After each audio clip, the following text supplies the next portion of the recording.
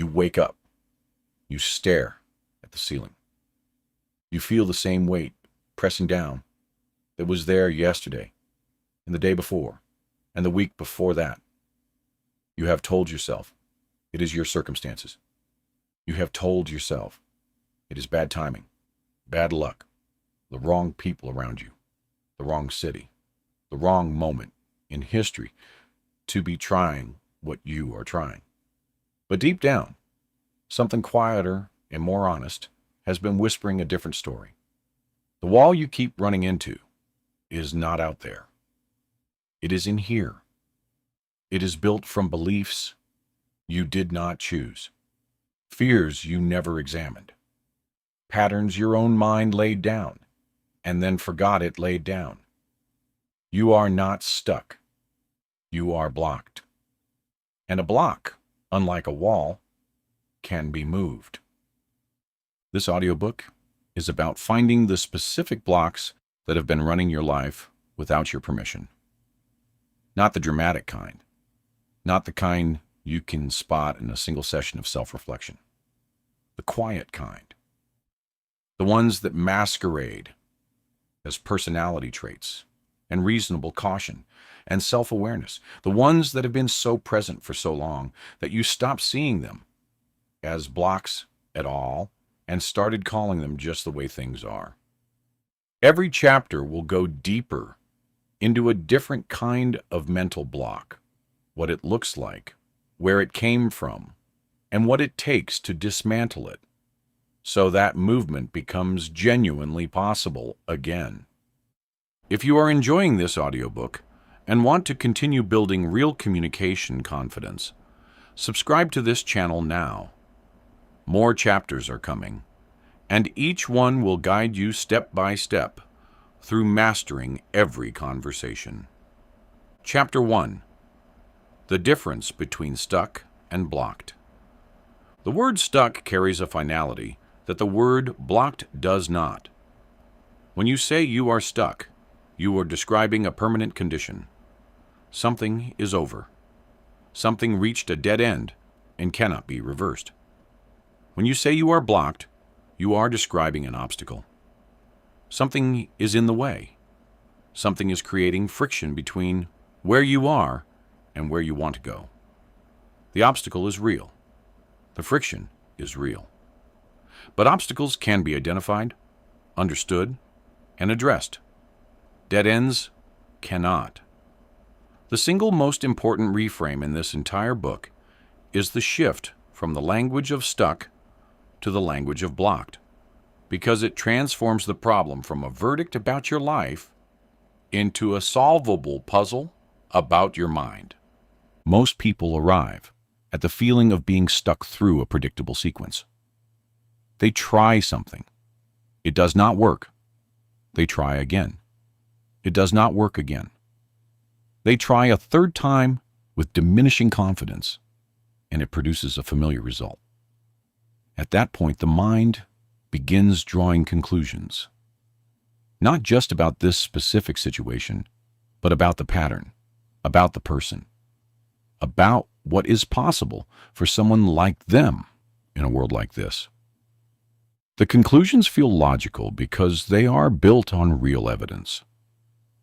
They are just built on incomplete evidence, filtered through a lens that was set long before the current situation arose. A lens that has been quietly organizing what the person pays attention to and what they dismiss.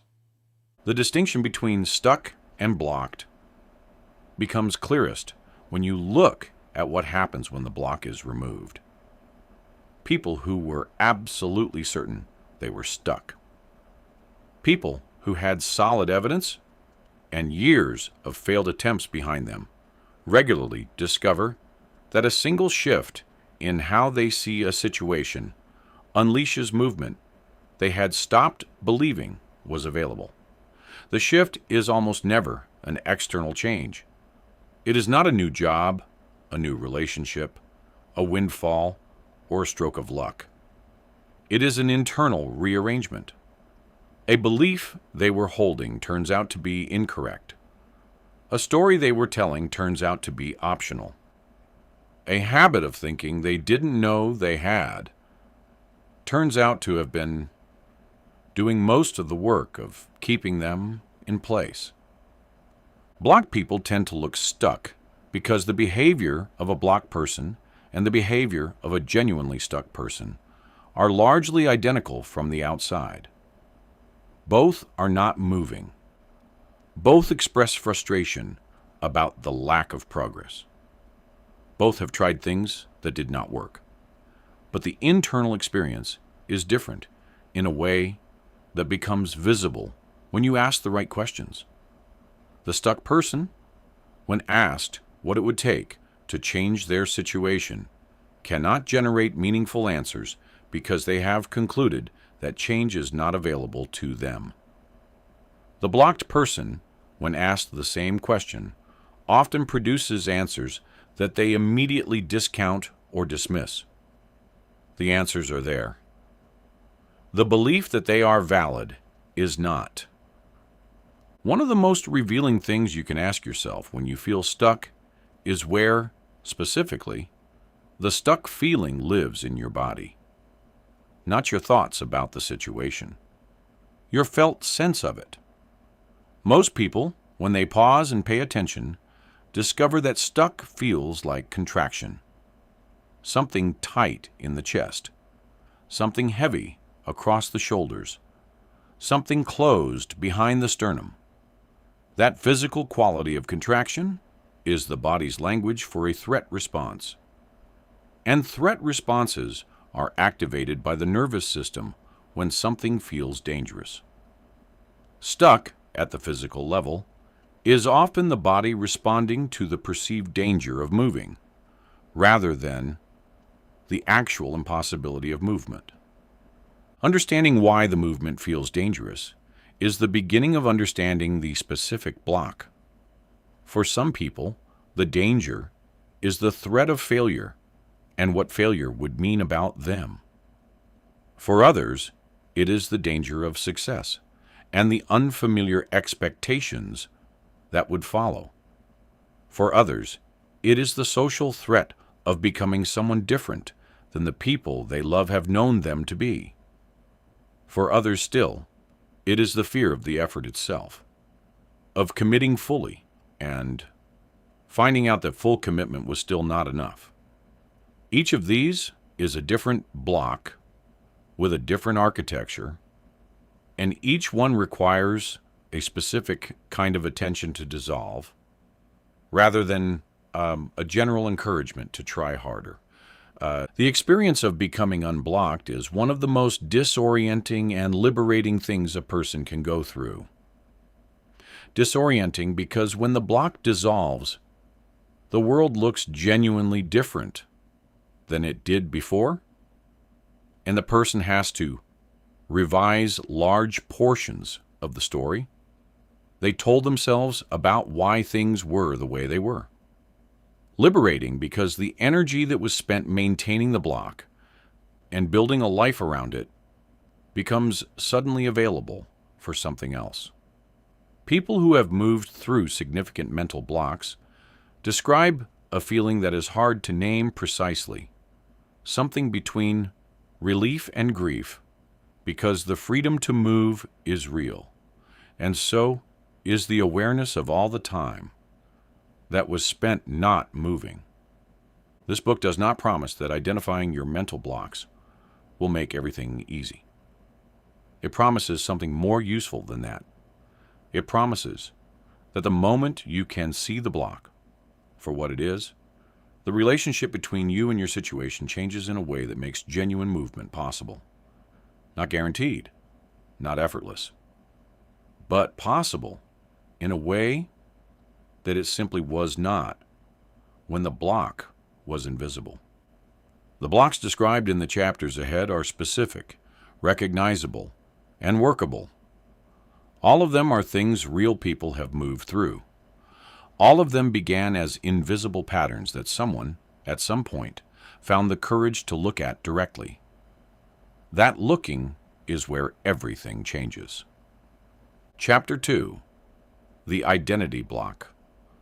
Of all the mental blocks that keep people from moving, The identity block is perhaps the most invisible and the most durable.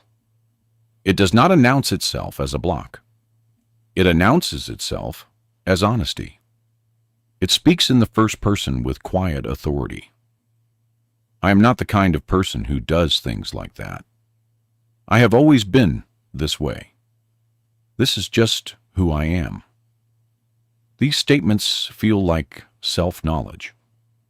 They feel like the product of genuine reflection, hard experience, and realistic assessment. But most of the time, they are not honest observations about fixed reality. They are descriptions of a pattern that has repeated enough times to be mistaken for a permanent characteristic. And that mistake is costing the person who makes it the ability to see what is actually available to them. The identity block forms gradually and largely without conscious participation. A child who is told repeatedly that they are shy stops testing whether shy is what they actually are and begins performing shyness because performance of the assigned identity feels safer than the uncertainty of not knowing. A student who is labeled as not academic by a teacher during a critical developmental year makes adjustments to their effort and attention that eventually produce results consistent with the label, which then serves as evidence that the label was accurate. The label precedes the reality it appears to describe. But by the time the person is an adult, the sequence has become invisible. And what remains is only the conclusion. This is just who I am. Identity blocks operate through a mechanism psychologists call self-verification. The mind has a deep drive for consistency between what it believes about itself and what it experiences in the world. This drive is so powerful that people will sometimes unconsciously engineer situations that confirm their self-concept even when those situations are negative. The person who believes they are unlucky will notice and remember the moments that confirm bad luck while filtering out and forgetting the moments that contradict it. The person who believes they are bad at relationships will behave in ways that produce the relational outcomes their belief predicted, not because they want those outcomes, but because the self-verification drive is operating below conscious awareness. Recognizing an identity block in yourself requires asking a question that most people find genuinely uncomfortable. Not whether your self-description is accurate, but whether it is necessary. Even if it is true that you have historically been anxious in social situations, is that a description of what you permanently are, or a description of what you have practiced? Even if it is true that you have never been particularly organized, is that a fixed trait or a developed pattern that could, with a different kind of practice, produce a different kind of result? The distinction matters enormously because traits cannot be changed and patterns can. Calling a pattern a trait is the act that makes it permanent. The research on what is called possible selves is relevant here. Psychologist Hazel Marcus and her collaborators spent years studying how people's conceptions of who they might become influence their behavior in the present. They found that the person who can vividly imagine a future version of themselves that is different from the current version, and who treats that future self as genuinely available rather than aspirational fantasy, behaves differently right now. They make different choices, allocate attention differently, and persist longer through difficulty because they are moving towards something they believe is real rather than performing the identity they have been assigned. The possible self is not a daydream. It is a working hypothesis about what the pattern could become. Dissolving an identity block requires something more than deciding to be different. It requires constructing evidence that the new identity is real, one small action at a time. The person who has decided they are not creative does not become creative by deciding otherwise. They become creative by making one creative thing, however small and imperfect, then another, then another. Each act is a data point that the mind is forced to process alongside the existing story. The story does not update instantly. Stories built over decades do not dissolve in a week. But each inconsistent data point introduces a crack in the certainty, and cracks, accumulated slowly and patiently, eventually let enough light through to see by. One of the specific signs that an identity block is operating is what happens internally when someone offers you a compliment or an observation that contradicts the story. If someone tells you that you handled a situation with remarkable grace and your immediate internal response is to discount it, find the way in which they were mistaken, or locate the evidence that they missed, something worth examining is happening. The mind that is committed to a particular self-concept will protect it even against positive revision. The grace was a fluke. They did not see the full picture. They are being generous. These deflections are not humility. They are the self-verification drive, protecting the identity block from the kind of revision that would require changing. The identity block is worth addressing with particular care because it underlies so many of the other blocks described in this book. The person who is blocked by fear of failure is usually blocked because failing would be evidence of an identity story they are trying to avoid confirming. The person blocked by perfectionism is often held there by an identity that requires being seen as excellent before anything is completed.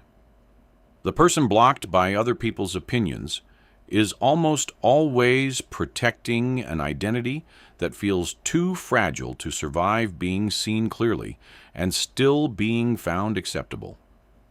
The identity block is the architecture beneath the architecture, and when it is addressed honestly and with genuine courage, everything built on top of it becomes movable in ways it was not before.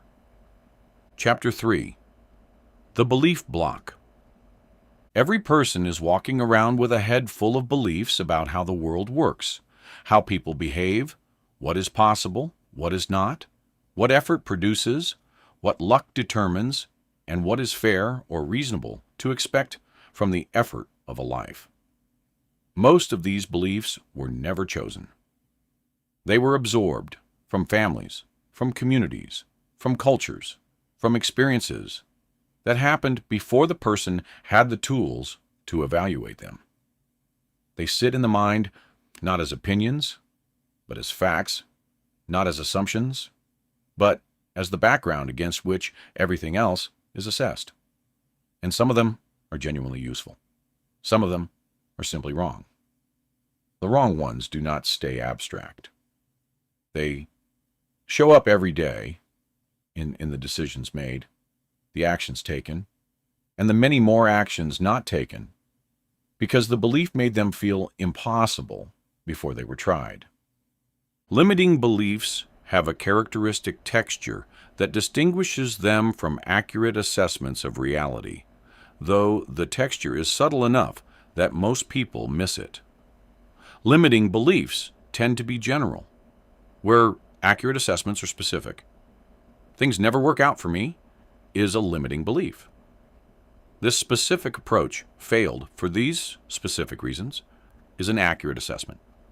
Limiting beliefs tend to be permanent, where accurate assessments are contextual. I am terrible at public speaking is a belief I was underprepared for that particular presentation, is an assessment. The generalizing and the permanence are what transform a reasonable reading of experience into a block because they make the conclusion universal when the evidence was specific. There is a category of limiting belief that is particularly hard to examine because it sounds like wisdom.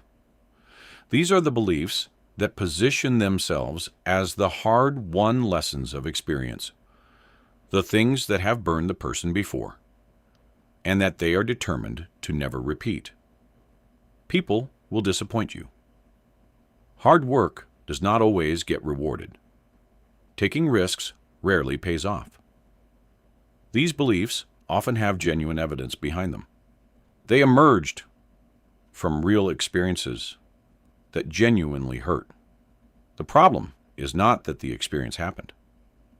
The problem is that a belief drawn from one painful experience or a handful of painful experiences is being applied as a universal principle to every subsequent situation, including the many situations where the evidence would actually tell a different story if the person were available to see it. Byron Katie developed a practice she calls the work that asks 4 simple questions of any stressful thought or belief. Is it true? Can you absolutely know that it is true? How do you react when you believe this thought? And who would you be without this thought? These 4 questions, applied honestly to a limiting belief, produce a kind of internal disruption that is difficult to achieve through reasoning alone. Because the honest answer to the first question, applied to most limiting beliefs, is that you cannot absolutely know it is true. You can know it has felt true. You can know it has seemed true. But you cannot know with certainty that people will always disappoint you, or that your efforts will never be fairly recognized because you are applying a past experience as a prediction of a future that has not happened yet. The belief block has an especially strong relationship with the concept of effort and reward. Research by Carol Dweck on mindset, mentioned in previous chapters, found that the belief about whether ability is fixed or developable shapes behavior in ways that become self-fulfilling. But there is a related belief about effort itself that operates separately and is worth examining directly. The belief that effort of a particular type cannot produce results because the world is too unfair, or the person is too limited, or the time has already passed, shuts down the quality of effort before it has a chance to produce results. And the poor results then confirm the belief. The belief was not a reading of reality. It was a cause of the very reality it appeared to be reading. One of the most effective ways to begin loosening a belief block is to find what researchers call disconfirming evidence, and to look for it as deliberately as the mind normally looks for confirming evidence. If you hold the belief that you are not good with people, make a deliberate practice of noticing every interaction where something genuine and positive occurred between you and another person. Not performing for a new belief, but actually paying attention to evidence that was already present and being filtered. The mind does not stop doing confirmation bias easily.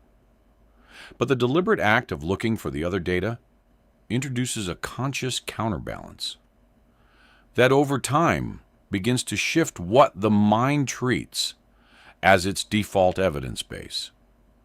Beliefs about what is possible, in a broader sense, shape the ceiling that people reach for. The person who grew up in an environment where a particular level of success was unheard of carries that ceiling even after moving into an environment where it is common. The ceiling does not update automatically with new context. It was installed at a period of high impressionability, and it requires explicit revisitation to change. Deliberately spending time with people who hold different beliefs about what is possible. Reading accounts of people who achieved things you have told yourself are not available. And asking yourself what you would attempt if you genuinely believed it could work. All of these practices introduce new data into the belief system that the environment of origin never provided. The deepest truth about belief blocks is that they are not stupid. They were formed by intelligence operating on real experience under conditions that made sense at the time. The block that says "do not trust easily" was formed because trust was broken in a way that mattered. The block that says ambition leads to disappointment was formed because ambition met real obstacles at a critical moment. Releasing a belief block does not require condemning the experience that formed it or pretending the belief was never reasonable. It requires holding the belief up to the question of whether the conditions that made it necessary still exist, and whether the person being protected by it today is the same person who needed that protection originally. Chapter 4. The Fear Block. Fear is the oldest block there is. Long before humans had language to name it, the fear response was already organizing behavior around threat avoidance with an efficiency that kept our ancestors alive in environments that were genuinely hostile. The system worked. It still works in the situations it was designed for. The problem is that the same system, applied to the non-lethal threats of modern life, has a tendency to treat everything that feels uncertain or exposing or potentially humiliating with the same alarm that would be appropriate for a physical threat to survival. The job presentation, the creative risk, the difficult conversation, the bold career move, these are not threats to survival, but they can feel exactly like survival threats in the body, and a nervous system that cannot tell the difference responds to them with the same withdrawal and avoidance it would use to back away from a predator. The most important thing to understand about the fear block is where it lives. It does not live in the future. It lives in the present. The feared outcome, the failure, the rejection, the humiliation, the loss, none of these are currently happening. They are projections generated by the mind's pattern recognition system, extrapolations from past experience applied forward to situations that have not yet occurred. The fear, however, is entirely present tense. The heart rate, the shallow breathing, the tight throat, the mental loop that will not stop, all of that is happening now. In response to something that is not happening now and may never happen. Understanding this does not make the fear disappear, but it changes what it represents. It is not a warning from the future. It is a memory from the past, activated by a present situation that reminds the nervous system of something that once hurt. Research distinguishes between fear and anxiety in ways that are practically useful. Fear is a response to a specific, identifiable, present threat. Your heart rate goes up because you nearly stepped in front of a car. The response is sharp, clear, and it passes quickly when the threat passes. Anxiety is a response to a diffuse, often unspecified, anticipated threat. The worry about the future performance review that is still 3 weeks away. The dread about a conversation that has not happened. The anticipatory suffering around an outcome that is not yet determined. Anxiety is the fear block in its most common everyday form, and it is insidious because the anticipated threat is always just far enough in the future to seem both real and perpetually unresolvable. The avoidance that fear produces is one of its most self-defeating qualities. When the nervous system flags a situation as threatening and the person avoids it, the nervous system records a successful outcome. Danger was detected. Danger was avoided. Result: safety. The problem is that the safety record gets attached to the avoidance behavior rather than to the reclassification of the situation as non-threatening. So the avoidance pattern strengthens with every successful deployment. The thing avoided feels more dangerous, not less, each time it is avoided, because the avoidance is confirming rather than disconfirming the threat assessment. This is the mechanism behind phobias and behind the broader category of fear blocks. They grow stronger in the dark of avoidance and weaker in the light of contact. Exposure is the evidence-based approach to fear blocks that research has supported more consistently than any other. This is the principle behind exposure therapy for phobias, anxiety disorders, and trauma responses. The nervous system that has been taught that something is dangerous can only be retaught through direct, graduated, repeated experience of that thing not producing the predicted catastrophe. Not through reasoning, not through reassurance, through contact. The writer who is afraid of being judged must write and be judged, imperfectly and repeatedly. The person who is afraid of conflict must have the uncomfortable conversation, imperfectly and repeatedly. The person who is afraid of visibility must make themselves visible, imperfectly and repeatedly. Each exposure produces evidence that updates the threat assessment in the only register that actually changes behavior. The graduated quality of exposure is critical and often rushed by people who are tired of being held back by the fear. Jumping to the most terrifying version of the feared situation without building through manageable intermediate steps does not produce courage. It produces overwhelm, which often reinforces the fear rather than reducing it. The approach that works is finding the edge of what is manageable and working there repeatedly until that edge is no longer an edge, then moving to the next edge. The person who is afraid of public speaking does not begin by speaking to 1,000 people. They begin by speaking to 1, then 3, then 10. The nervous system gets updated not by grand acts of will, but by the accumulation of experiences at the edge of what feels manageable. There is a specific quality of courage that the fear block requires that is worth naming carefully.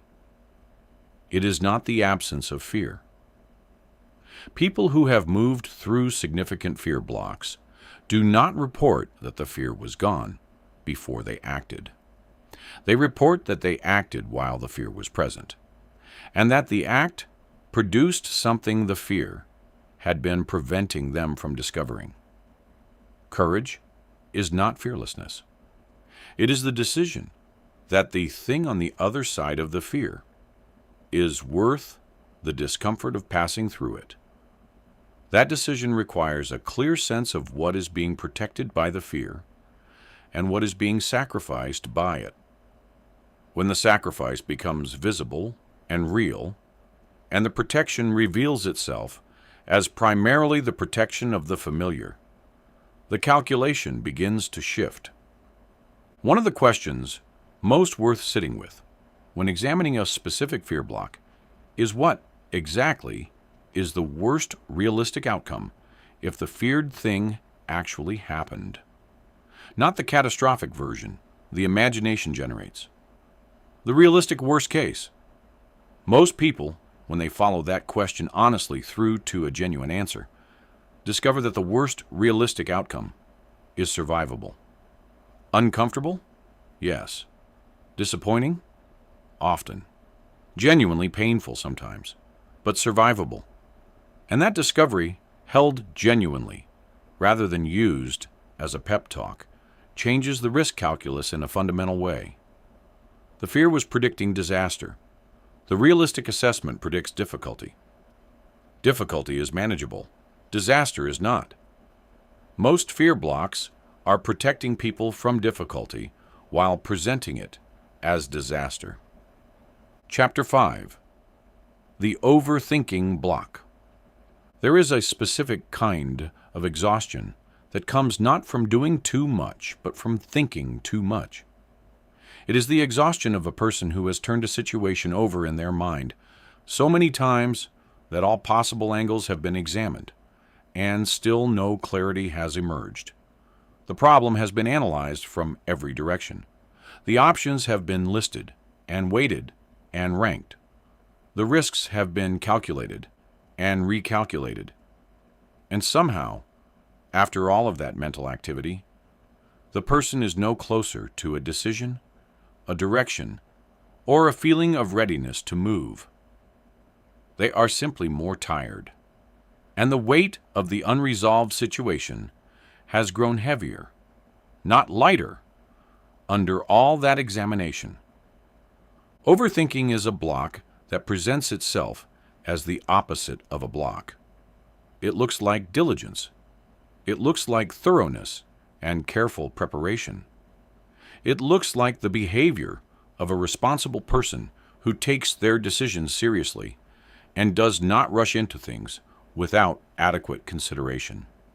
And to a point, it genuinely is those things. The problem is the point at which consideration stops being useful and starts being a substitute for action. Research on decision quality shows a consistent pattern. Up to a certain threshold, more information and more deliberation improve decision quality. Beyond that threshold, additional deliberation produces diminishing returns and eventually actively degrades the quality of decisions, because the mind begins generating hypothetical risks that are increasingly disconnected from the actual probabilities in the situation. The link between overthinking and anxiety is direct and bidirectional. Anxious people think more as an attempt to find certainty in uncertain situations, and the more they think, the more possible problems their minds generate, which increases anxiety, which drives more thinking. The loop produces no resolution, because resolution is not actually what the thinking is seeking. The thinking is seeking the guarantee of a certain outcome before action is taken, and no amount of thinking can produce a guarantee about a future that has not yet happened. The overthinking loop is the mind's attempt to achieve certainty where certainty is genuinely not available, and it runs indefinitely because the goal is impossible. Psychologist Barry Schwartz coined the term paradox of choice to describe a specific feature of overthinking in environments with many options. His research found that when people have more choices available to them, they are less satisfied with the choice they ultimately make, not more. This counterintuitive finding holds across many contexts. More options generate more comparison, more imagining of what was foregone, and more second-guessing of the decision that was finally made.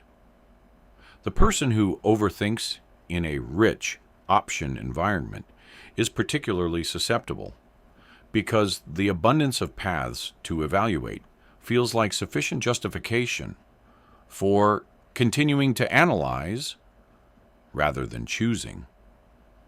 But the analysis does not produce a better choice. It produces a more delayed one and a less satisfying one. One of the specific tools that overthinking deploys to maintain itself is the search for more information. The person in the overthinking loop almost always believes, with genuine conviction, that they would be ready to decide if they just had one more piece of information. The research figure? They have not yet looked up. The expert opinion? They have not yet sought. The data point from a comparable situation that they have not yet found. This belief is usually not accurate. The additional information, when found, typically generates additional questions rather than resolution, because the missing information was not actually the obstacle. The willingness to decide and act under genuine uncertainty was the obstacle, and no amount of additional information removes that uncertainty. Breaking the overthinking block requires a practice that feels deeply counterintuitive to the person who overthinks, which is the deliberate practice of deciding with incomplete information and limited deliberation, not recklessly, but intentionally setting a deliberation limit before the thinking begins, and honoring that limit when it arrives, regardless of whether certainty has been achieved. A decision made in 20 minutes with good enough information and executed imperfectly produces real-world feedback that the mind can actually learn from. A decision deliberated for 3 weeks and never executed produces no feedback at all. The feedback from action is the information that the thinking was seeking but could not generate on its own. Mindfulness-based approaches have produced consistent research support for reducing overthinking specifically because they work at the level of the thinking process rather than the content of the thoughts. A person who has developed the ability to observe their own thinking without being fully identified with it, who can notice I am running the loop again and choose to redirect attention rather than follow the loop further, has developed a tool that works regardless of what the specific content of the overthinking happens to be. The content changes with circumstances. The pattern of the loop does not. Learning to recognize and interrupt the pattern, rather than engaging with each new version of the content, is the skill that produces genuine relief. There is something worth naming about the emotional function overthinking performs, because without naming it, the block is harder to dismantle. Overthinking, at its deepest level, is often a way of maintaining the feeling of being in control of an uncontrollable situation. The mind that is planning, analyzing, and evaluating is doing something. It is not passive in the face of uncertainty. It is active, and activity, even circular activity, feels better than the helplessness of admitting that the situation contains genuine uncertainty that no amount of mental effort can resolve. The overthinking is not stupidity. It is the mind doing the best it knows how to manage a feeling it was never taught to simply sit with.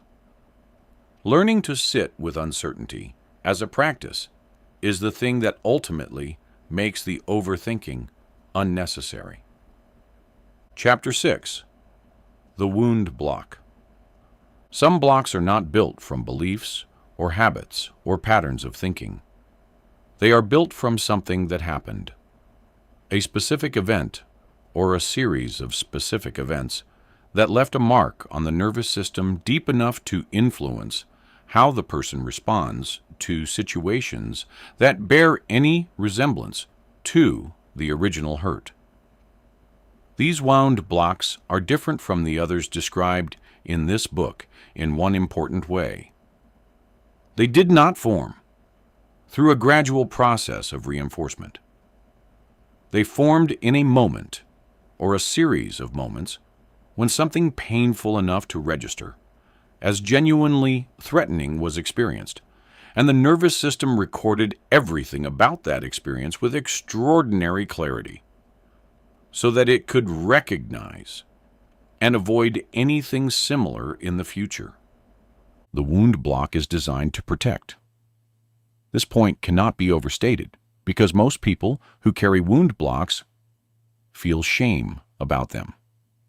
They see themselves as damaged, fragile, or weak for being affected by past events in ways that still shape current behavior. But the block is not a flaw in the system. It is the system working as designed. The nervous system that records threatening experiences and organizes future behavior around avoiding similar ones is doing exactly what it evolved to do. The difficulty is not in the design. It is in the application.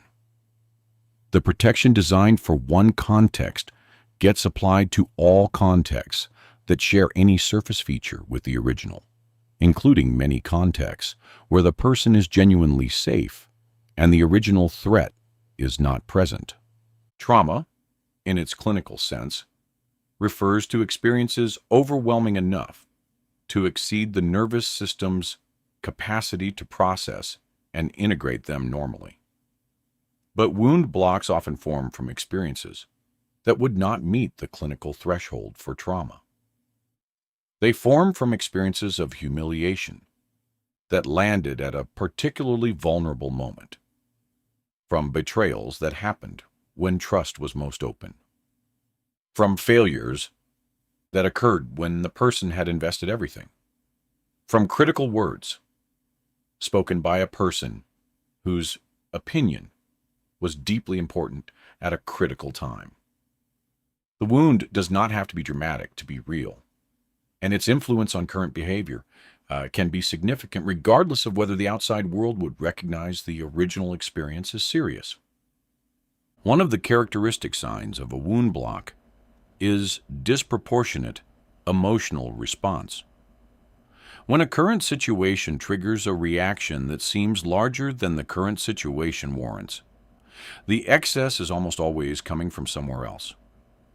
The colleague who says something mildly dismissive and produces a flood of hurt that feels enormous. The small rejection that arrives with the weight of every rejection that came before it. The minor criticism that lands as a devastating indictment. The disproportionality is information. It is the nervous system announcing that this situation has activated a file that contains much more than the present moment. The current stimulus was the trigger, but the wound was the powder. Working with wound blocks requires a quality of gentleness toward oneself that many people find genuinely difficult. The impulse, when a wound block is identified, is often to push through it, to force oneself past the sensitivity, to be tougher than the wound. But nervous systems do not respond well to being pushed. They respond to being understood. The process of working through a wound block is less about override and more about integration, gradually building a relationship with the original experience that transforms it from an unprocessed alarm into a processed memory that can be held without being overwhelmed by it. This process takes time and often benefits from professional support, but its direction is clear, toward the wound rather than away from it. The specific blocks that wounds create vary depending on the nature of the original experience. A wound from public failure often creates a block around visibility. The person stops putting their work into spaces where it can be evaluated because the evaluation once produced something unbearable. A wound from betrayal often creates a block around trust and vulnerability. The person stops letting others genuinely close because closeness was once the condition for harm. A wound from persistent criticism creates a block around creative expression or initiative. The person stops initiating because initiation was once reliably met with diminishment.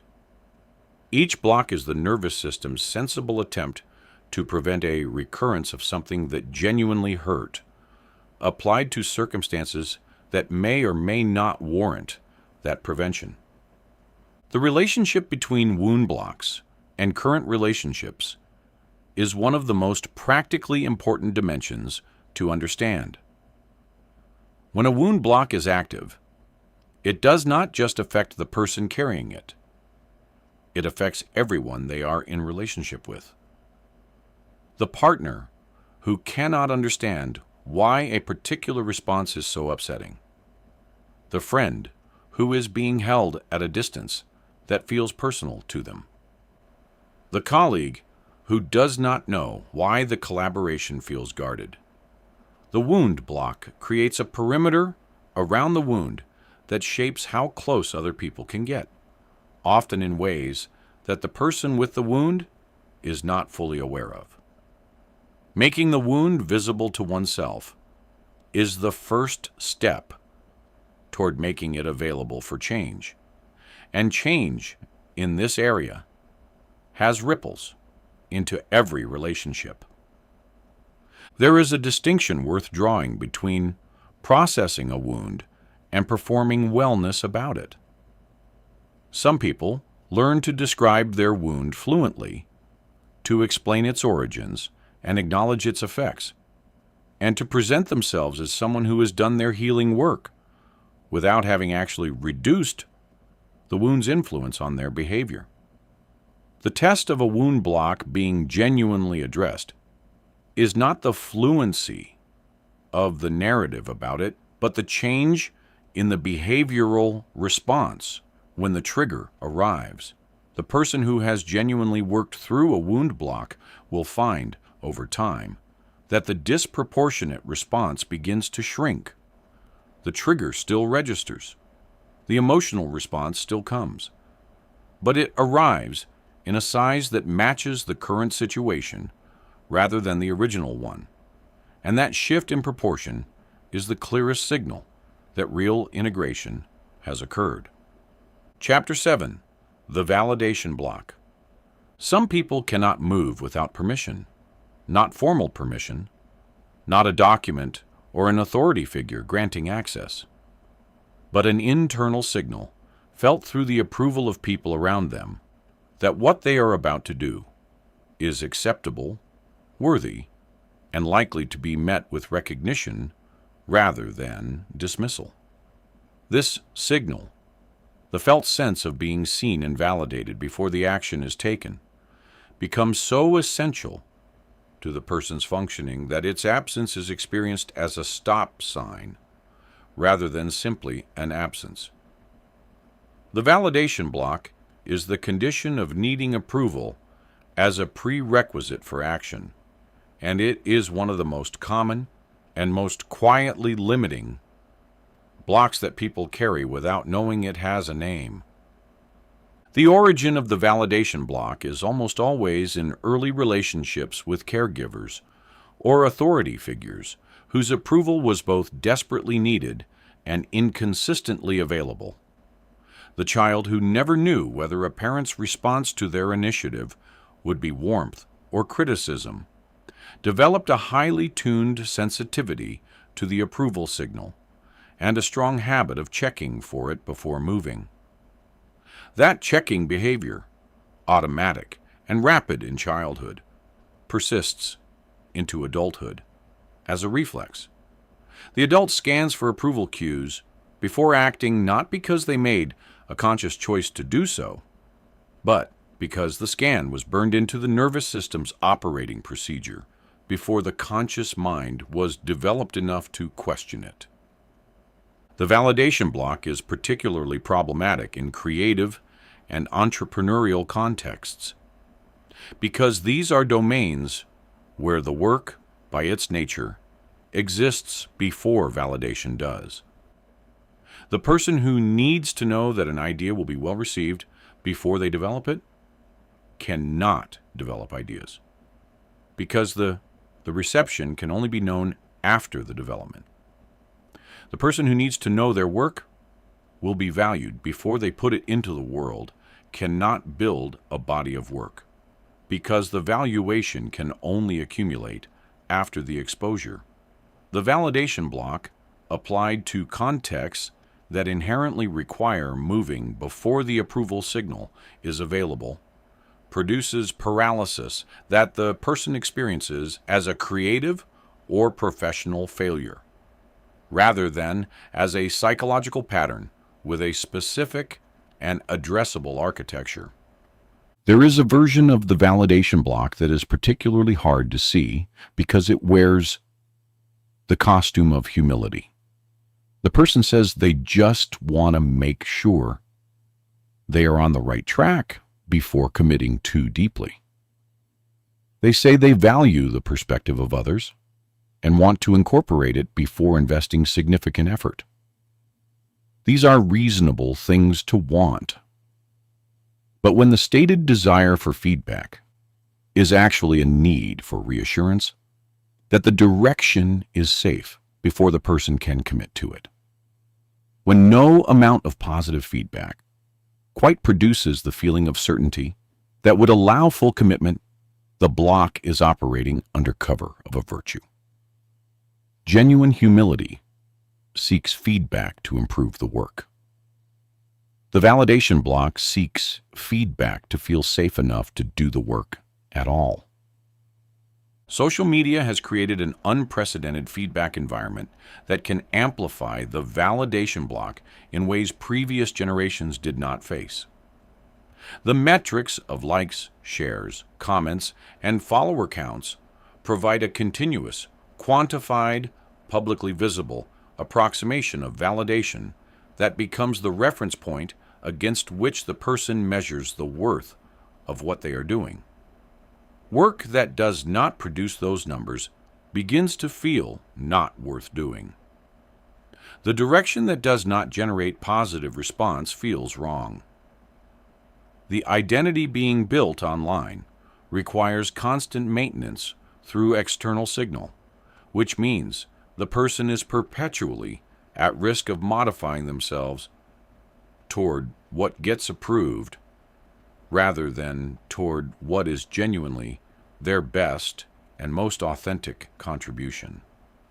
One of the most useful reframes available for the validation block is the distinction between feedback and permission. Feedback is information about how work is landing, what is resonating, what is missing, how to improve. Feedback is genuinely useful and worth seeking. Permission is the feeling of internal safety that allows the person to act. Permission can only be granted by the person themselves, and seeking it from outside sources is not a reliable way to obtain it, because external approval is not designed to produce internal safety. Even extremely positive external feedback rarely provides the feeling of permission that the validation blocked person is actually seeking. The feeling must come from inside, because it is an inside condition, and no amount of outside supply can fill an inside gap. Building internal validation is a practice rather than a destination. It is not something that happens once and then remains.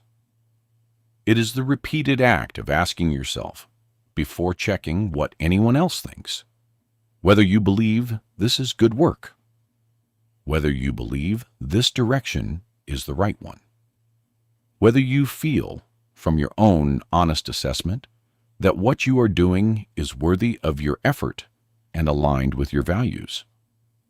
This internal consultation, practiced regularly, gradually builds the kind of self-referencing confidence that reduces the compulsive need for external confirmation without eliminating the genuine pleasure of recognition when it comes. The difference is that the internal confidence becomes the floor rather than the ceiling, and external validation becomes a bonus rather than a requirement. The person who has worked through a significant validation block describes the experience of acting without waiting for permission as initially terrifying and gradually liberating. The terror is real because the safety that external validation was providing, even though it was not actually safety, feels absent when the reaching for it is stopped. But what fills the space left by the stopped reaching is something sturdier, something that doesn't vanish when the approval is withheld or the metrics dip, or the person in whose approval was invested withdraws it. What fills the space is the experience of having acted from one's own assessment of what was right and discovered that the world did not end, that the work still had value, and that the person doing it was still standing after the response arrived. Chapter 8. The Comparison Block. The comparison block is unusual among the blocks in this book because it begins as a useful cognitive tool and only becomes a block at the point where it is used compulsively and without awareness. Comparison is not inherently damaging. The brain compares as part of how it evaluates, calibrates, and makes sense of complex information. The problem emerges when comparison becomes the primary method for assessing the value of your own progress, and when the comparison points are selected in ways that systematically produce the conclusion that you are falling behind. At that point, what was a calibration tool has become a machine for generating inadequacy, and it runs continuously without producing any output that leads anywhere useful. The specific comparison pattern that creates blocks has two features that together make it particularly damaging.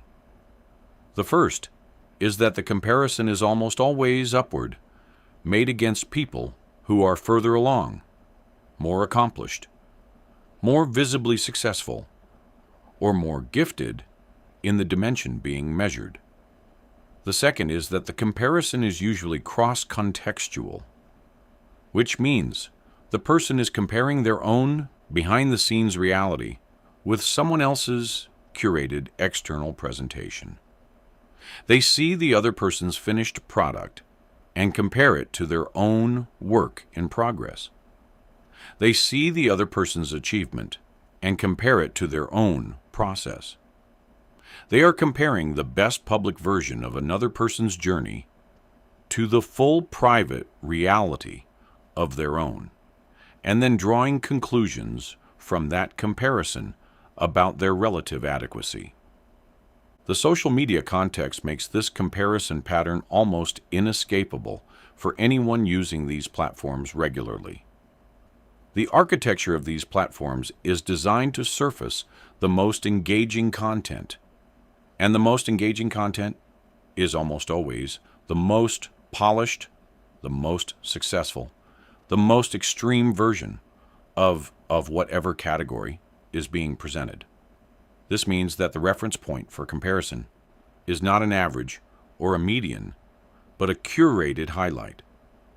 The person who consumes this content and uses it as a benchmark for their own progress is comparing themselves to an artificially elevated standard assembled from the best moments of many different people's journeys. No individual person's full life looks like that. The comparison is genuinely unfair in a structural sense, and recognizing this structure is not a rationalization of mediocrity. It is an accurate understanding of the information environment. There is a phenomenon in psychology called social comparison theory, developed by Leon Festinger, which holds that in the absence of objective standards for evaluating ability and opinion, people use other people as reference points. This is natural and not pathological. But Festinger's research also showed that people are not neutral in how they choose their comparison targets.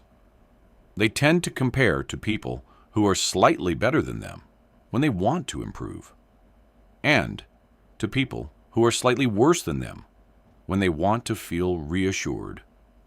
The comparison block arises when the first pattern runs without the second. When improvement-seeking comparison becomes relentless and the reassurance comparison is never permitted, producing a perpetual experience of being behind without any countervailing experience of having come far. One of the most reliable effects of the comparison block is the distortion of your own timeline. When you are consistently comparing your current position to someone else's more advanced position, you lose the ability to accurately assess your own rate of progress.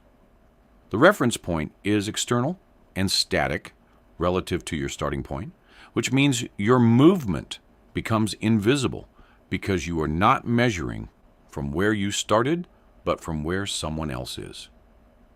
The person who started with far more resources, connections, time, or opportunity becomes the benchmark against which your different journey is measured. The measurement is not informative. It is distorting, and it produces the feeling of being stuck even when genuine progress is occurring at a rate that would be recognizable if measured against your own starting point. Deliberately cultivating what researchers call temporal self-comparison, comparing your current self to an earlier version of yourself rather than a contemporaneous version of someone else, is the most direct antidote to the comparison block. This requires doing something that does not feel natural when the habit of external comparison is strong. It requires looking back, not at what could have been or what others have achieved in the same time, but at what you yourself were doing and thinking and capable of a year ago, 3 years ago, 5 years ago. That comparison, made honestly, almost always reveals progress that the forward-looking external comparison was obscuring. The progress is there. The comparison method was hiding it. The comparison block also does specific damage to creative and original work. By importing someone else's aesthetic, voice, or approach as the standard against which the person's own work is measured. The writer who measures their prose against the writer they most admire will find their own prose lacking in ways that are not relevant, because the comparison discounts everything that is particular and original about their own perspective, and measures only the surface features where the more experienced writer naturally has an advantage. The uniqueness that would actually be the creative work's greatest strength is exactly what the comparison cannot see or credit, because it is the thing the comparison target does not have.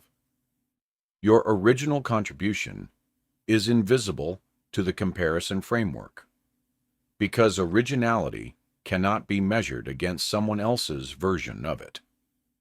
Breaking the comparison block requires building genuine interest in your own story, not narcissistically, not at the expense of learning from others or being inspired by what they have built, but genuinely caring about the particular path you are on, with its specific starting conditions and its particular obstacles and its unique features that make it unlike anyone else's journey. That genuine interest in your own story is what makes your own progress visible, what makes the comparison to your past self meaningful, and what eventually makes it possible to be inspired by other people's success without being diminished by it. Their win is not your loss when you are genuinely invested in what your own story is building toward. Chapter 9. The Perfectionism Block. Perfectionism is the block with the best reputation. In a culture that values excellence and high standards, the person who holds everything to the highest bar before releasing it can be mistaken for someone with exceptional commitment to quality. and sometimes, to some degree, they are. But perfectionism, at the level of a genuine block, has a tell that distinguishes it from the pursuit of excellence. And the tell is this: the excellent person releases their best work knowing it could be better, and goes on to make the next thing better. The perfectionist does not release, or releases only after so much delay that the relevance of the work has diminished, or releases and experiences no relief because the criticism that was being protected against has simply been shifted from the work to the self for having made something imperfect. The perfectionism block has two primary engines that keep it running.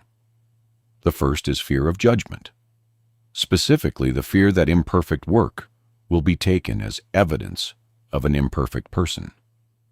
The second is control, specifically the use of endless preparation and revision as a way of managing the anxiety of uncertainty about how the work will be received.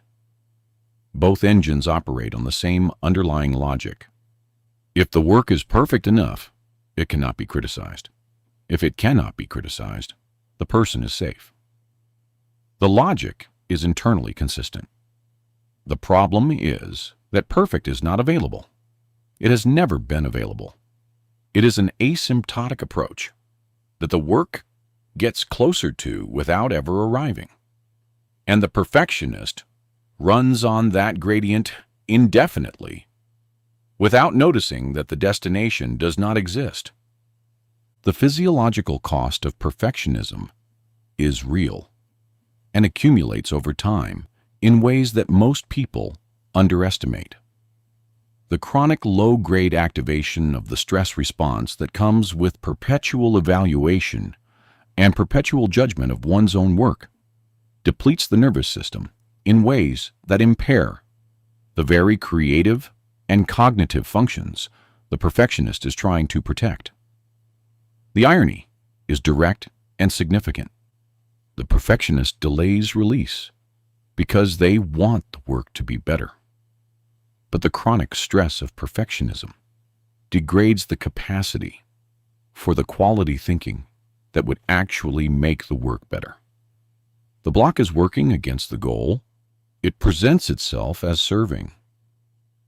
There is a particular form perfectionism takes in the earliest stages of a project, before anything exists that is worth naming explicitly, because it prevents so much from ever beginning.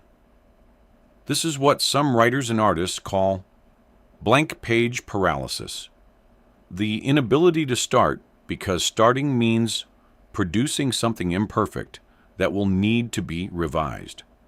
And the mind cannot tolerate the imperfection of the first draft, even though no finished work has ever existed without one. The perfectionist who cannot begin, because beginning means producing something worse than the finished version they can imagine, is trapped in a paradox. The imagined perfect version can only exist if it is made, and it can only be made by going through the imperfect versions first. And the block prevents the first imperfect version from being tolerated enough to produce. Research on perfectionism distinguishes between what is called adaptive perfectionism and maladaptive perfectionism. Adaptive perfectionism is the pursuit of high standards accompanied by the ability to feel satisfaction when those standards are substantially met and to tolerate the imperfections that remain without experiencing them as catastrophic.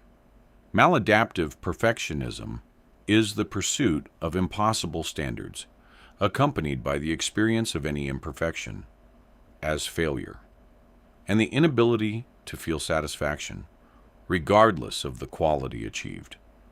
Most people who describe themselves as perfectionists are operating in the maladaptive range, not because they have poor character, but because the standard they are holding was set in response to an environment where being good enough was not safe, and only perfect was acceptable.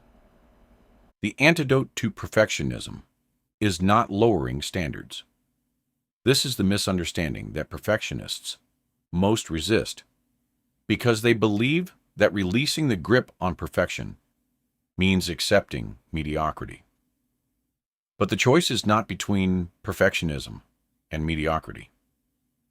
The choice is between the pursuit of genuine excellence through an iterative process of making, releasing, learning, and improving, or the pursuit of an imaginary perfection through an endless process of preparation that never produces a finished thing.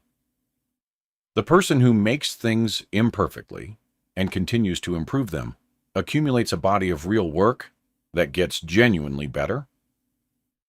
The person who waits for perfection before releasing accumulates a body of almost finished things that never get the feedback needed to actually improve. Starting with permission to be bad is one of the most practical prescriptions for the perfectionism block, and it is exactly as counterintuitive as it sounds. The directive to write badly, to make bad art, to give a rough first presentation, to send the imperfect pitch, to have the clumsy first conversation, reframes the earliest stages of any endeavor from a performance to be evaluated, to an experiment to be learned from. Permission to be bad removes the threat that activates the perfectionist response. With the threat removed, the work can begin, and once it has begun, the iterative improvement process that actually produces quality can operate. The first bad version is not the cost of doing it poorly. It is the necessary first step toward doing it well. There is a version of the perfectionism block that is specifically tied to what other people will think rather than to any internal standard of quality. And this version is worth examining separately because its solution points in a slightly different direction. When perfectionism is primarily about protecting the self-image in the eyes of others, the work of addressing it is less about changing how you relate to standards, and more about changing how you relate to others' opinions. The core question is whether another person's negative assessment of your imperfect work has the power to actually diminish you as a person.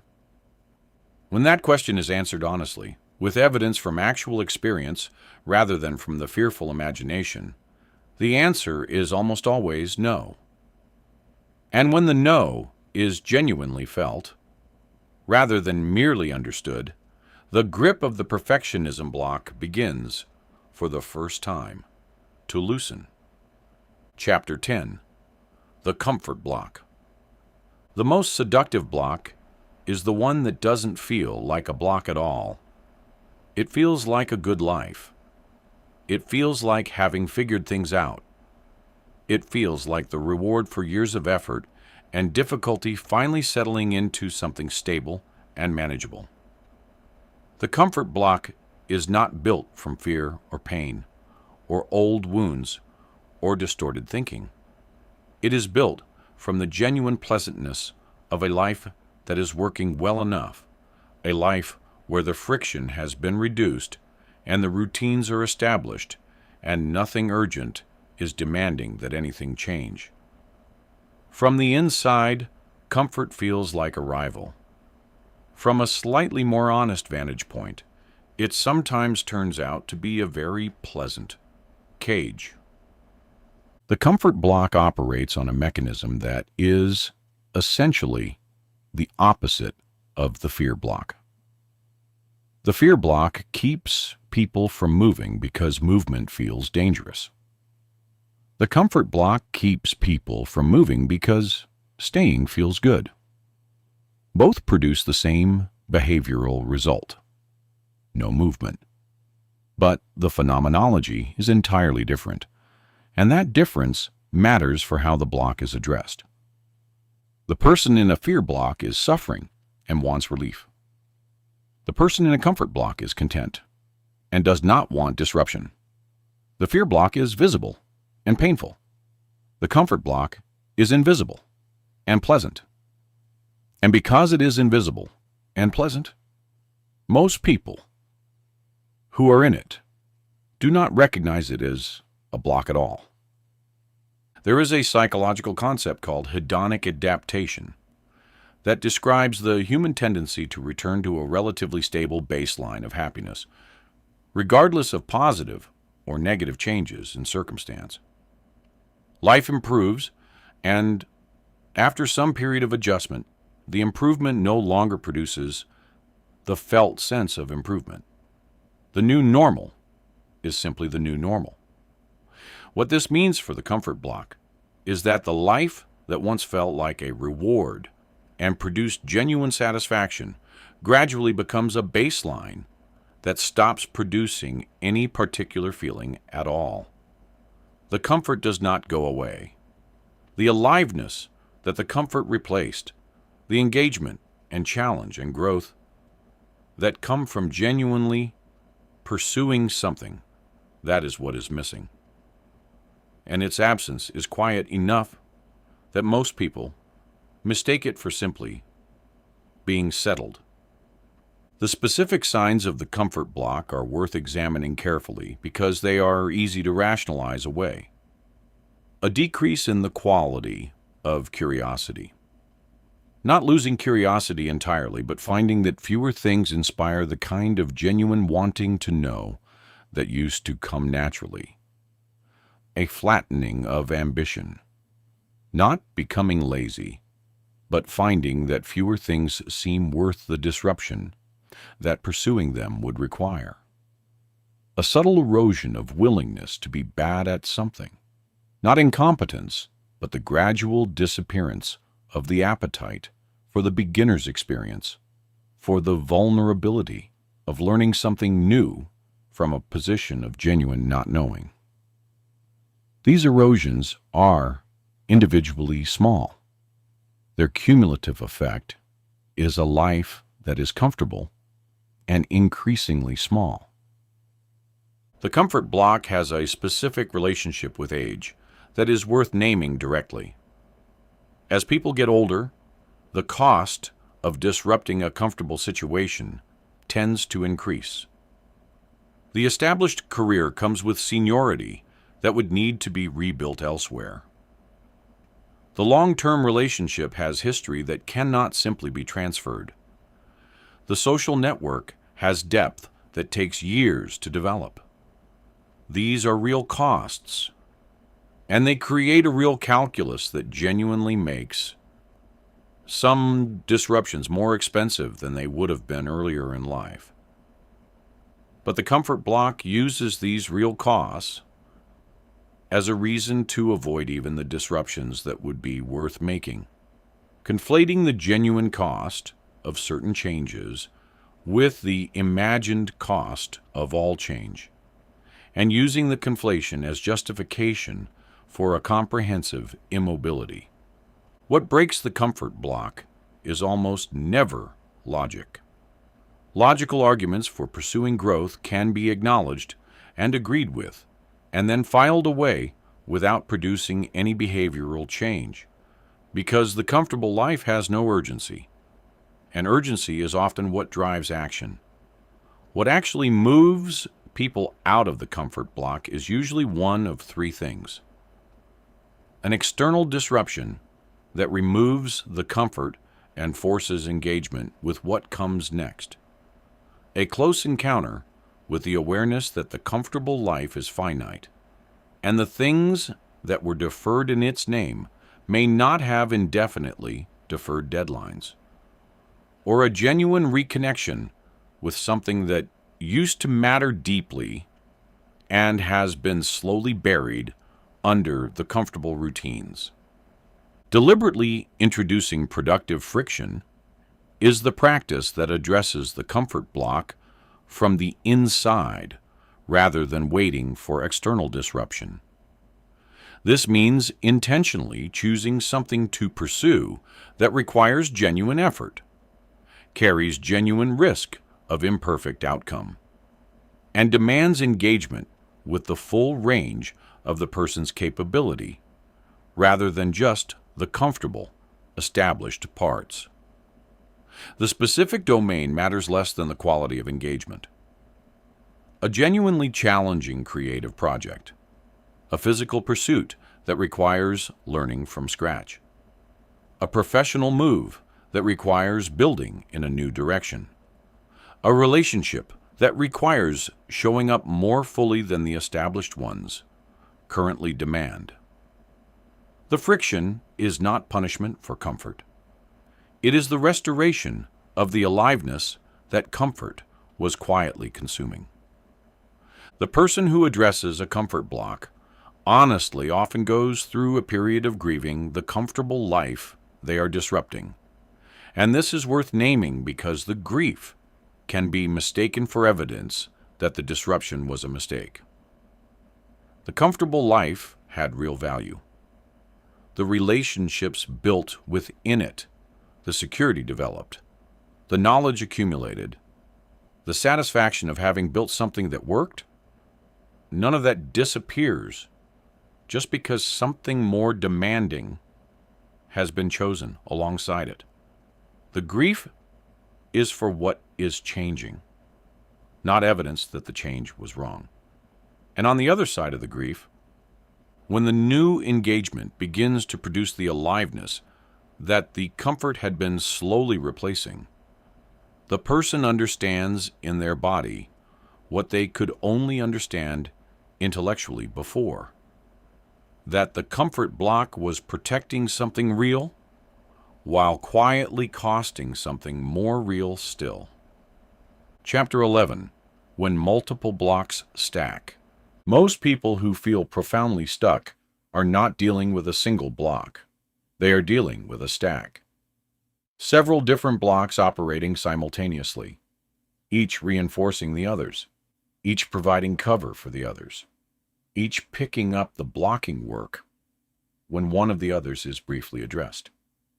The person who is blocked by fear, and also blocked by perfectionism, and also carrying a wound block, has a situation that is not simply 3 times harder than a single block. It is qualitatively different because the blocks interact with each other in ways that make each one more entrenched than it would be in isolation. Understanding how blocks stack and reinforce each other is essential for anyone who has tried to address their stuckness and found that addressing one piece of it did not produce the expected movement.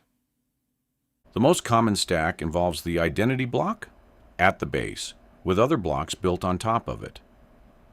When the core story is, "I am not someone who succeeds at things like this," the fear block gets amplified because failure would confirm the identity story rather than simply being an unfortunate outcome. The perfectionism block gets amplified because only perfect work would be safe to release given the story of fundamental inadequacy. The validation block gets amplified because external approval becomes the only possible evidence against the identity story. Each block above the identity block gets more energy from the identity block below it. And addressing the surface blocks without addressing the identity foundation produces temporary relief at best. Wound blocks and fear blocks stack in a specific way that is worth understanding. A wound block creates a specific threat map, a category of situations identified as dangerous based on past experience. A fear block then amplifies the alarm response when those situations are approached. The wound provides the content of what is feared, and the fear block provides the avoidance behavior. Together, they produce an airtight system. This specific kind of situation is dangerous, and therefore it must be avoided. And the avoidance is never tested against current reality. because the alarm fires before contact can be made. Addressing only the fear block without addressing the wound leaves the threat map intact. Addressing only the wound without working with the fear response leaves the avoidance behavior in place. Both need attention for the stack to genuinely shift. The comparison block and the perfectionism block are among the most common collaborators in a stacked situation. The comparison block identifies a benchmark of achievement or quality that is externally derived and held well above current capability. The perfectionism block then applies that externally derived benchmark as the internal standard for work, making release impossible until the work meets a standard that the comparison block is continuously raising. The loop is self-sustaining. The more the comparison raises the standard, the more impossible the perfectionism makes completion. The more impossible completion feels, the more the person compares to external benchmarks to understand why the gap persists. Both blocks need to be addressed with awareness of the other. The overthinking block frequently stacks with the validation block in a specific way. The person needs validation before they can feel safe to act. Since the validation is not yet available, they analyze the situation further to try to generate certainty that will substitute for it.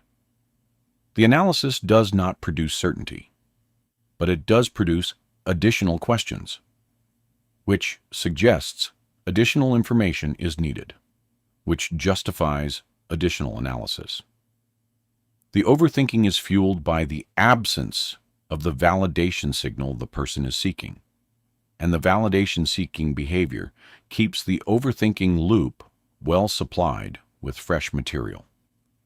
Breaking this stack requires addressing the validation block directly rather than trying to think one's way to certainty, because no amount of thinking produces the inside job of feeling that the validation block is withholding.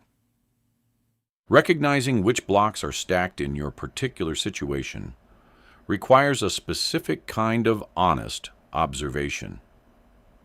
Not observation aimed at finding the deepest, most dramatic explanation for stuckness, but observation aimed at noticing the pattern of the block. What exactly happens when movement is attempted? Where precisely does the forward momentum stop? What specific thought or feeling arrives at the point where progress would otherwise continue? These questions, asked repeatedly about specific situations rather than about stuckness in general, eventually reveal the characteristic fingerprint of the particular blocks at work.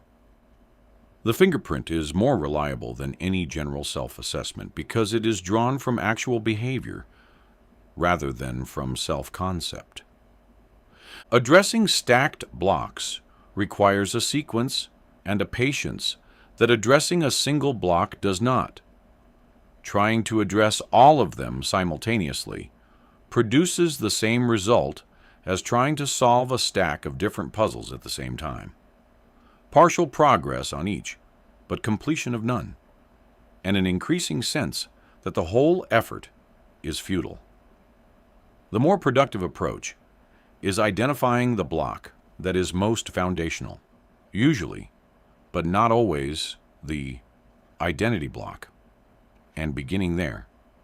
Not because the other blocks do not matter, but because the foundational block gives energy to the blocks above it, and when it shifts, the blocks above it often become more addressable than they were when the foundation was fully intact.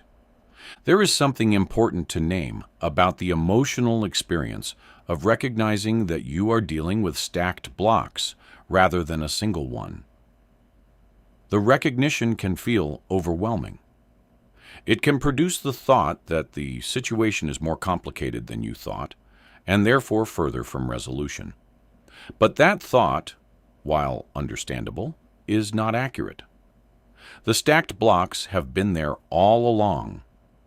Naming them does not create new obstacles. It creates a map of existing ones. And a map, however complex, is what makes navigation possible. The person without a map, who is lost in the same terrain, is not in a better position simply because they cannot see how much territory they are in the middle of. The map is always better than the fog, even when the map is complicated. Chapter 12. The Life That Becomes Possible.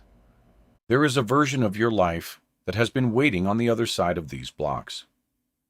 Not a perfect life, not a life without difficulty or disappointment, or the ordinary losses that come to everyone who lives long enough, but a life where the movement is real and the obstacles are genuine, rather than internally manufactured.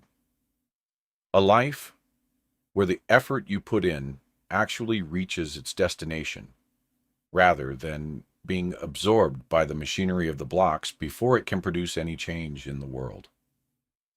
That life has always been adjacent to the one you have been living.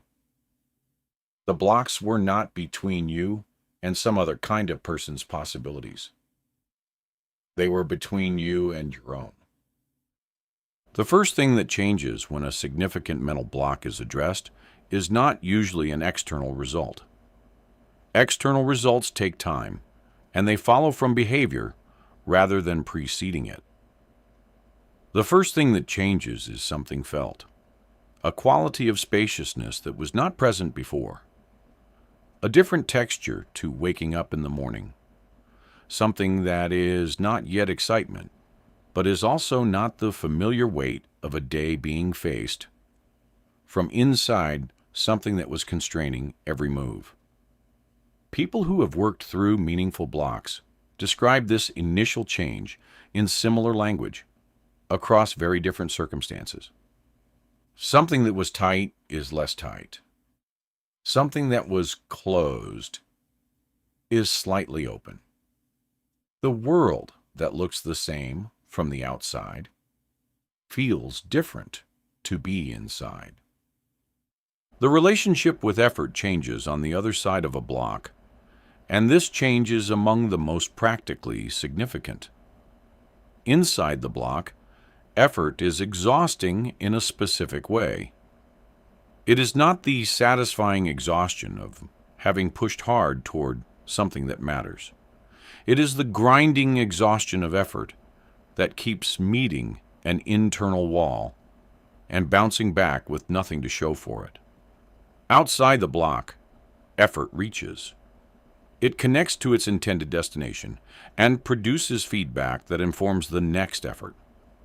The same amount of effort that felt wasted inside the block produces visible movement outside it, and visible movement changes how effort feels. It becomes sustainable in a way that blocked effort is not. Risk looks different when the blocks are genuinely addressed. Not small or trivial. Risk with real content behind it still produces the appropriate alertness and the genuine question of whether the potential gain justifies the potential loss. But the catastrophizing quality diminishes. The mind that was generating disaster predictions from inside the fear block generates proportionate assessments from outside it. The failure that was going to be the end of everything becomes, accurately, a possible setback with specific costs that can be weighed against specific potential gains. That proportionate assessment does not eliminate the risk. It makes it evaluable, which is the only condition under which risk can be genuinely accepted or declined rather than reflexively avoided. Relationships shift in ways that surprise people when blocks are addressed, not because the people around them have changed, but because the person doing the work is showing up differently.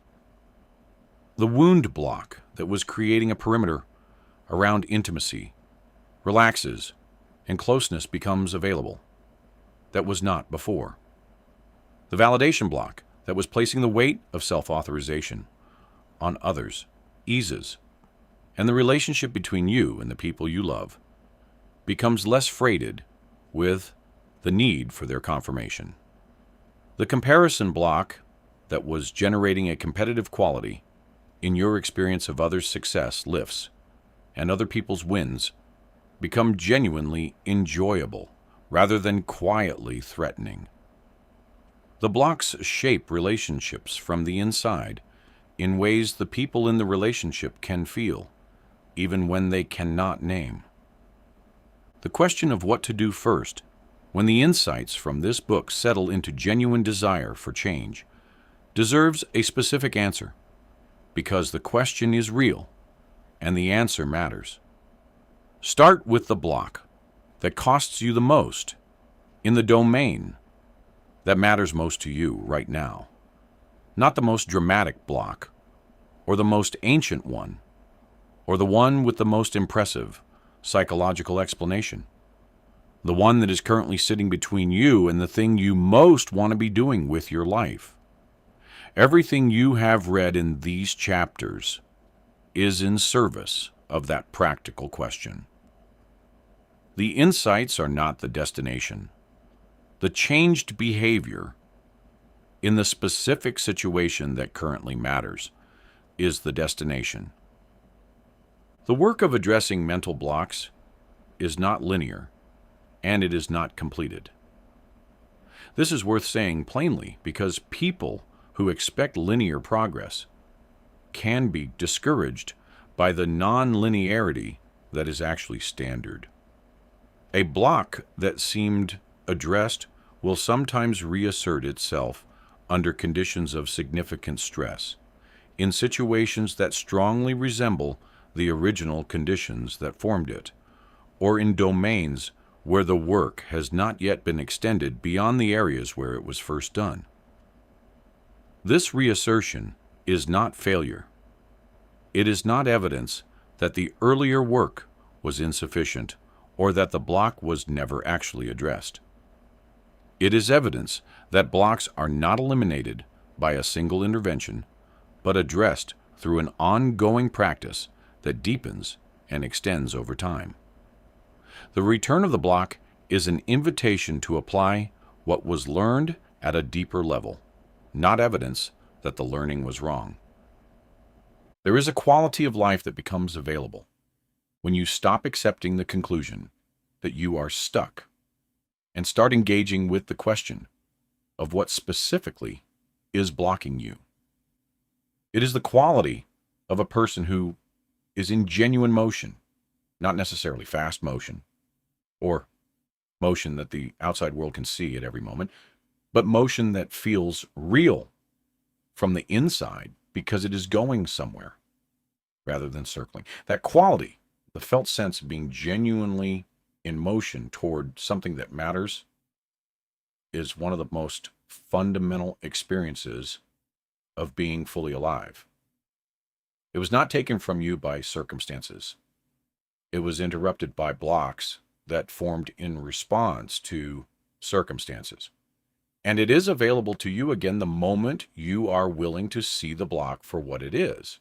Take it seriously as a real obstacle with a specific architecture, and bring to it the honest attention that is all a block has ever required to become something smaller than the life it was blocking.